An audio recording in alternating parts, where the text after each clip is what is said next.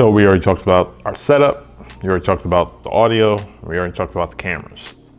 Now let's talk about the S10 itself, the rest of the device.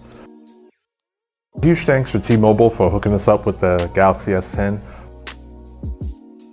First thing to answer is the hole punch. So is it better than a notch? Yeah.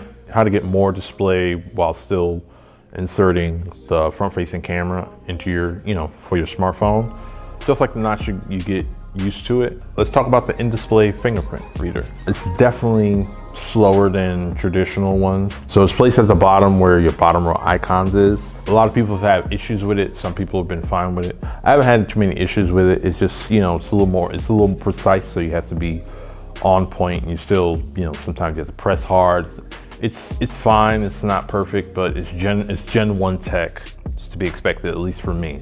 Outside of that, the S10 display continues to raise the bar on the quality of what a display is.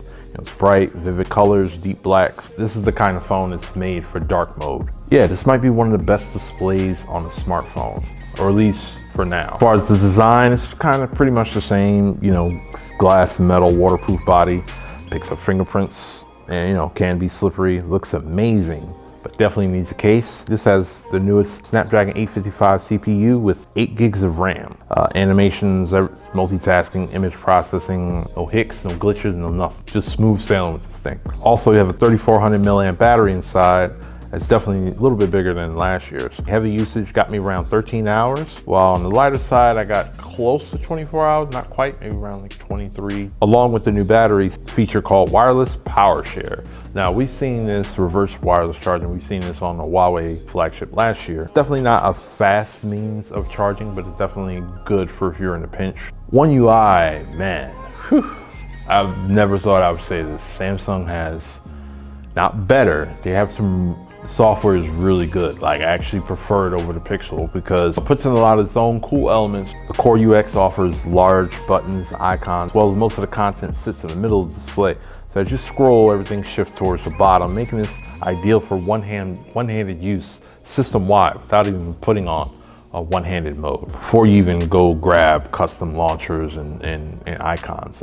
We talked about some of that in our setup review or setup video. We'll make sure to put a link to that so you can check that out as well. So it's the feel of Android Pie with something new on top. I guess the best way to describe One UI. The S10 kind of covers all bases, and they're definitely trying to make it hard for LG, OnePlus, and Google this year. They've gotten bolder and took more chances throughout the years to the point where, they can easily stand on its own in just about any category. So I'm definitely curious to see what else is coming. What the hell is the Note 10 gonna look like? The Galaxy S10 5G with some more stuff on top? Who knows? Probably, we'll see. Until then, this is the phone to beat. If not this one, definitely the 10e. If you have any other questions, anything else you'd like to see before we move on to other coverage, sound off in the comments below. Thanks for watching. You could have been anywhere in the world, but you're here with us. We appreciate you for doing so, and see you next video. Peace.